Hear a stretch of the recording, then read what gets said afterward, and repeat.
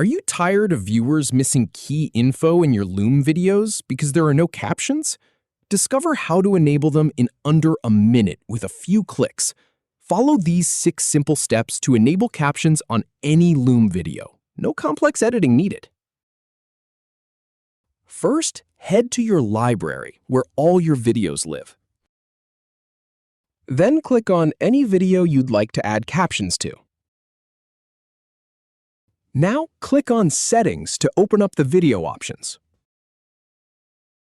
Then, from the menu, select Audience. Within Audience, look for the Turn on Captions setting.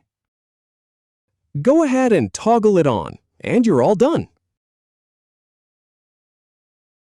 If you have any feedback, or if any info is inaccurate, please leave a comment below. We'll do our best to answer or redo the video if needed. Thanks for watching.